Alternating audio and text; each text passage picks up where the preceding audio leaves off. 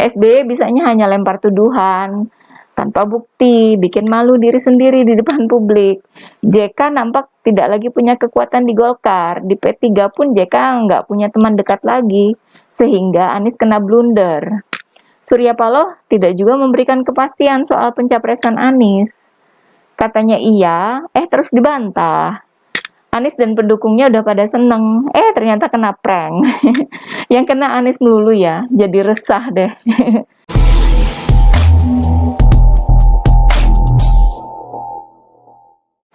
Hai guys, jumpa lagi dengan saya Nina Nur. Bersama-sama kita akan mengulik dunia politik dengan awas, waras, dan cerdas. Dunia politik itu juga berisi tipu-tipu mata. Yang terlihat kuat, belum tentu di dalamnya sekeras baja. Yang terlihat kurus, belum tentu tidak punya nyali. Yang mau jadi supir angkot menjelang lengser juga ada. Sudah kayak konten seleb YouTuber aja ya. Kenapa nggak dari tahun-tahun sebelumnya gitu ya, sesekali nyetir angkot agar dekat dengan warganya, ya kan? Kita pun jadi mempertanyakan dan menduga-duga niatnya apa sih? Kesimpulannya pun jadi nggak jauh-jauh dari pencitraan. Kembali ke dunia tipu-tipu, kayak judul lagu itu ya. Hanya 1-2 hari sesudah AHY dan SBY melempar isu soal infrastruktur dan kecurangan pemilu 2024, beredar foto yang di dalamnya juga ada AHY. Salah satu yang menyebarkan foto itu adalah anak buah AHY sendiri, Andi Arief. Di dalam foto tersebut terlihat kebersamaan Ketua Umum PKS Ahmad Syaihu, AHY sebagai Ketua Umum Demokrat, Ketua Umum Nasdem Surya Paloh, Anies Baswedan, dan Yusuf Kala. Kebersamaan itu terjadi dalam sebuah acara pernikahan anak dari kader Partai Nasdem.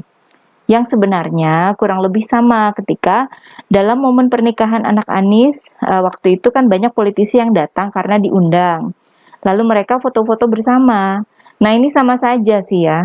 Namun disikapi oleh media sebagai kode keras akan adanya pembentukan kubu terkait dengan Pilpres 2024. Terbitlah berita bahwa SBY, JK, dan SP atau Surya Paloh akan bersatu dalam sebuah koalisi. Beritanya senada ya, seakan mereka ini sedang membentuk sebuah poros atau kubu raksasa yang super hebat, sampai bisa menumbangkan partai pemenang pemilu 2019, PDIP. Disebutkan bahwa jika SBY dan JK turun ke gelanggang, maka dipastikan banyak yang ketar-ketir.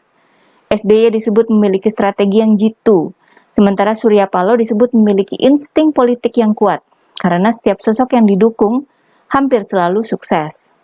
Pokoknya hebatlah perpaduan SBY, JK, dan SP ini.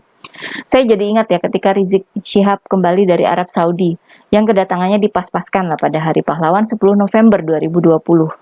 Lalu para politisi pun gantian mendatangi rumahnya, termasuk Anies, Fadlizon, dan petinggi PKS. Rizik dicitrakan sebagai lawan berat Presiden Jokowi, orang yang sama kedudukannya dengan Presiden RI.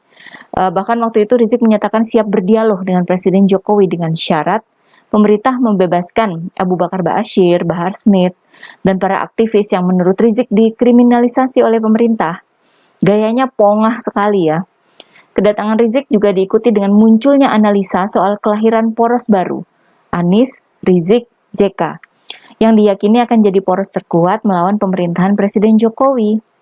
JK nampak sangat yakin dengan kekuatan poros tersebut, sampai menyebut Rizik sebagai pemimpin karismatik. Anies, tentunya kita semua tahu, hanya selang beberapa jam kedatangan Rizik di Bandara Soekarno-Hatta, Anies sudah mengunjunginya di Petamburan. Anies juga diam saja ketika Rizik mengadakan acara pengumpulan massa. Harusnya sebagai gubernur DKI, Anies bisa melarang kan ya. Namun akhirnya pencitraan ya tidak bakal jadi kenyataan. Ujung-ujungnya kicep. Baliho Rizik diturunkan, Rizik kena kasus hukum, dan FPI pun dibubarkan. Ada gitu 7 juta umat yang membela? Gak ada. Poros yang katanya kuat, ternyata sekedar mimpi orang berisik.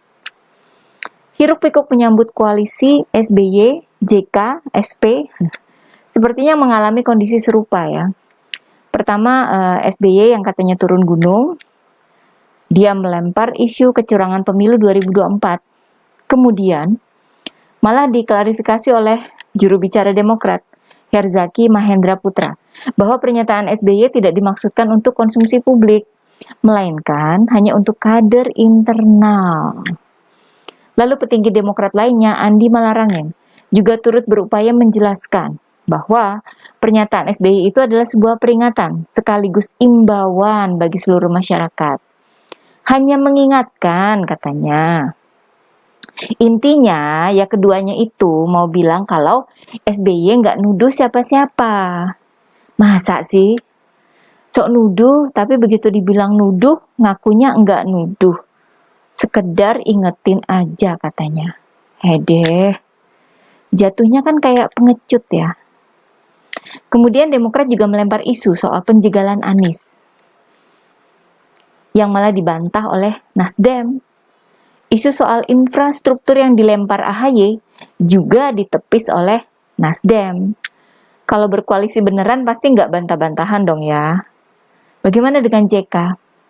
JK ini justru makin terlihat lemah ya, seakan belum juga sembuh dari kekalahan dengan gagalnya poros Anies Rizik JK dulu. Sekitar 2 tahun lalu pernah ada seorang pengamat politik, namanya Muhammad Mualimin, yang mengungkap soal kekuatan politik JK. Katanya JK akan habis-habisan mendukung Anies nyapres lewat Partai Golkar. Padahal waktu itu sudah beredar berita bahwa Ketua Umum Golkar Erlangga Hartarto sudah berencana maju nyapres di 2024. Namun menurut Mualimin, JK bakal menentang keinginan Erlangga, yakni dengan mengerahkan kekuatan politik JK. JK disebut bisa menggerakkan unsur KHMI, aktivis HMI, dan Dewan Masjid untuk memenangkan Anies. Menurut Mualimin, JK sebagai pengusaha dan kekuatan oligarki ekonomi dari Indonesia Timur pasti mampu menggalang dana untuk memasarkan nama Anies. Jika JK turun gunung, maka tokoh nasional alumni HMI seperti Akbar Tanjung, Mahfud MD, dan Muhadjir Effendi akan ada di kubu pendukung Anies.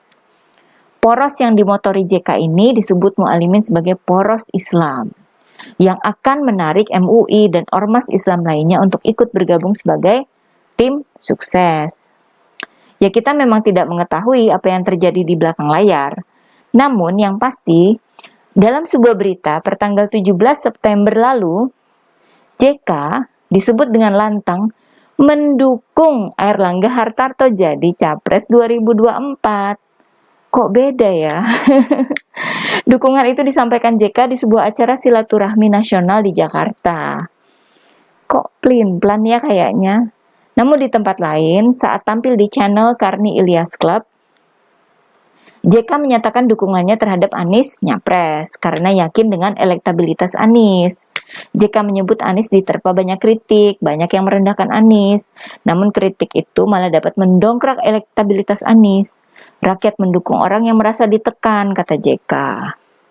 Kayak Surya Paloh dong ya. Pasca bertemu dengan Puan Maharani, katanya bakal dukung jika Puan maju nyapres. Habis ketemu dengan Prabowo, katanya ada kemungkinan Nasdem memberi dukungan pada Prabowo nyapres. Walaupun Nasdem sudah memunculkan Anies sebagai bakal capres dari Nasdem. Sementara itu, ketika Anies kena blunder di acara Mukercap P3, Partai P3 ya DKI, JK tidak bersuara sama sekali. P3 ini kan baru saja melakukan pergantian ketua umum ya dari Suharso Monoarfa. Suharso ini dia memang dekat dengan JK. Ini kemudian diganti dengan Muhammad Mardiono sebagai PLT atau pelaksana tugas Ketua Umum P3 sesuai dengan keputusan Menteri Hukum dan HAM. Kemudian dalam acara musyawarah kerja cabang atau Mukercap P3 DKI Jakarta, Anies disebut mendapat dukungan rekomendasi untuk maju nyapres, yang tentu saja disambut baik oleh Anies ketika memberikan pidato di penutupan Mukercap itu. Tapi lucunya Mardiono sebagai PLT Ketum P3 malah membantah bahwa pihaknya mengundang Anies dalam acara tersebut. Lah, terus Anies ngapain di situ sampai-sampai memberikan pidato segala? Sementara itu Ketua DPP P3 pusatnya ya menyatakan soal pemberian rekomendasi itu hal biasa, tidak ada yang istimewa katanya. Anies kena lagi deh. Yang terjadi di Nasdem juga kurang lebih sama ya. Sesama internal partai bertolak belakang, yakni ketika politikus Nasdem Zulfan Lindan memastikan ke media bahwa Nasdem akan mengumumkan pencapresan Anies pada tanggal 10 November nanti bersama teman koalisi Nasdem, yakni Demokrat dan PKS. Namun hal ini malah dibantah oleh Wakil Ketua Umum Partai Nasdem, Ahmad Ali. Menurut Ahmad Ali, Nasdem belum memutuskan siapa capres yang akan diusung. Bahwa pernyataan Zulfan itu yang soal 10 November itu hanyalah pernyataan pribadi. Wah, ini mah ngasih PHP ke Anies dong ya. Katanya poros hebat, tapi di internal partai aja ya nggak sama omongannya gitu. Sesama partai pun juga nggak kompak. Terus hebatnya itu di mana? SBY bisanya hanya lempar tuduhan tanpa bukti, bikin malu diri sendiri di depan publik. JK nampak tidak lagi punya kekuatan di Golkar. Di P3 pun JK nggak punya teman dekat lagi, sehingga Anies kena blunder. Surya Paloh tidak juga memberikan kepastian soal pencapresan Anies. Katanya iya, terus dibantah. Anies dan pendukungnya udah pada seneng, ternyata kena prank. Yang kena Anies melulu ya, jadi resah deh. Selalu dari kura-kura.